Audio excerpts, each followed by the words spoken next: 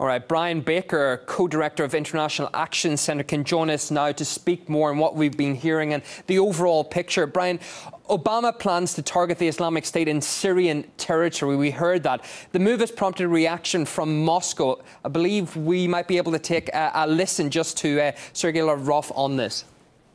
There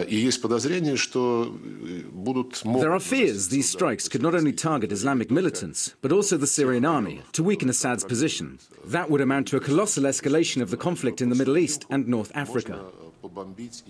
Brian, is Russia right to be concerned here? Yes. By the way, I'm a representative of the Answer Coalition. Russia is completely right. The Obama administration tonight said that they have the right to strike forces, whomever they declare to be the enemy in Syria, without the consent of the Syrian government. In fact, they made it clear that they won't work with the Syrian government. That's a violation of international law. The U.S. government has no right whatsoever to arrogate to itself the right to use force in Syria, a country that is technically at peace with the United States. I think even moreover, what we've seen here is a dishonest presentation to the American people. The Obama administration is laying the basis for the reintervention of direct military forces by the United States into Syria. And it's become quite clear in the recent years that the Syrian opposition, the armed opposition, which includes the Islamic State, can't defeat the Assad government without direct foreign military intervention. I think that's the great danger, or one of the great dangers, with Obama's speech tonight.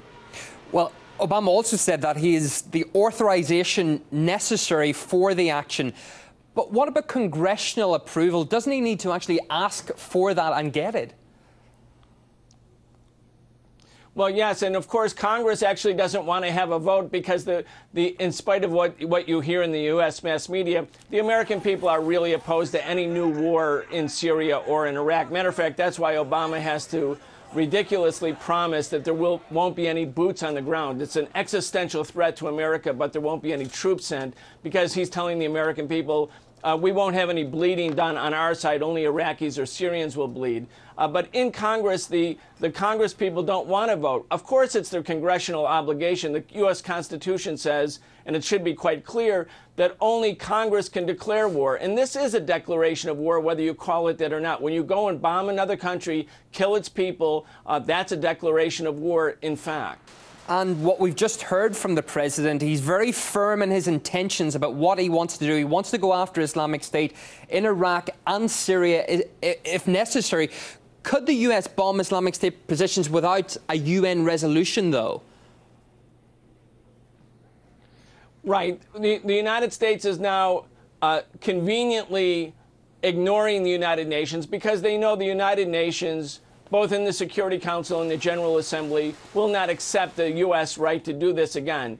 The Obama administration has proclaimed itself tonight the fourth straight U.S. presidential administration to say, I am going to bomb Iraq. They did it in the first Bush administration, then Clinton, then the next Bush administration, and now Obama. Each time the pretext is noble. It's to fight terrorism or to stop weapons of mass destruction or to stop Islamic extremism. The fact of the matter is, and I think the world knows and the UN knows, that we would not be in this crisis right now if the United States had not fractured Iraq, had not fractured Libya, and had not fueled a civil war in Syria that gives rise to this kind of jihadist extremism as exemplified by the Islamic State. Brian, something else we've just heard reiterated by the president is that he's seeking the permission of Congress to train the so-called moderate Syrian and Iranian rebels in Saudi Arabia. He said that about the opposition, particularly in Syria, just a few moments ago. But we've heard reports that the group of moderate rebels sold an American journalist who was later beheaded to the Islamic State militants. Is it therefore reasonable to train these people? Yeah, I mean, who are the moderate opposition? I mean, who are they gave their social security numbers or they did a consumer credit report? I mean, what does it mean that they were the moderate opposition? These are just labels. The fact of the matter is Qatar, Turkey, Saudi Arabia, with the United States, with Britain, have been funding all of the armed groups, giving them heavy weapons, fueling the civil war against Syria. And as you said, these Syrian armed moderate opposition, who knows what they really are? They sold Salaf to the ISIS, and we also know that they have been committing crimes against the people in the towns that they have allegedly liberated, and that's why big parts of those populations have risen up against the Free Syrian Army or the other groups. The fact of the matter is many of them have now joined the Islamic State. That's where the Islamic State got many of its weapons. Maybe they first went through the Free Syrian Army, but today they're with the Islamic State.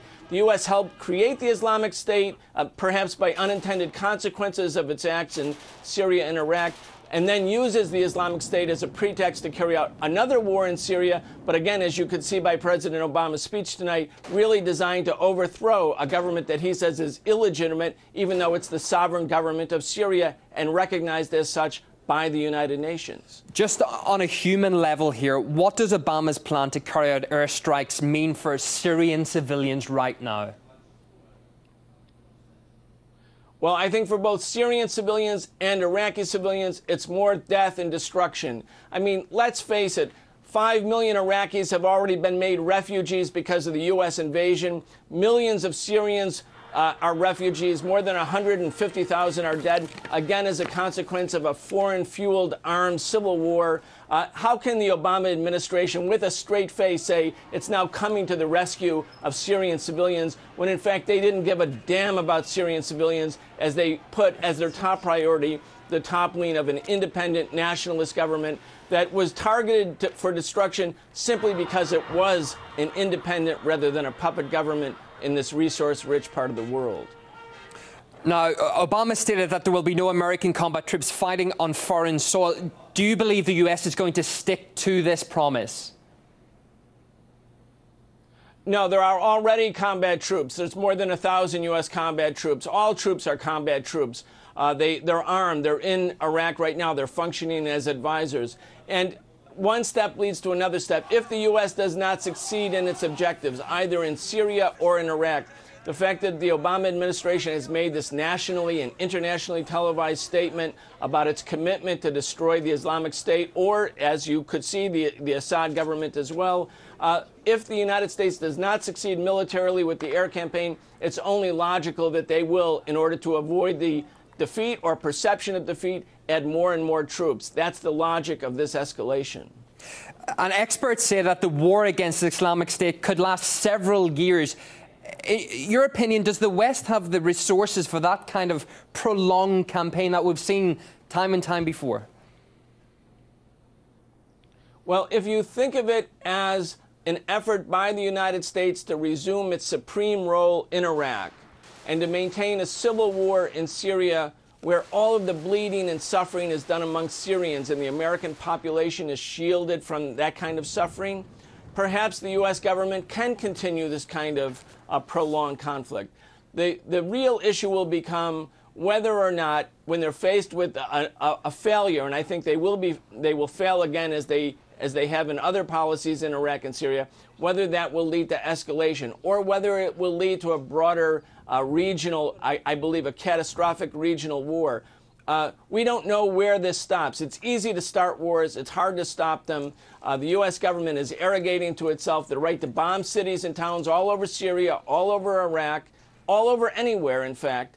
And of course, we know where this has led before. 1 million Iraqis are dead who would not have been dead otherwise, because the United States invaded Iraq in 2003, because it fractured that country, because it destroyed it. Tens of thousands of Libyans and 150,000 Syrians. Brian Becker from the Answer Coalition, great to get your outtake on all those topics. Thanks very much for that. Thank you.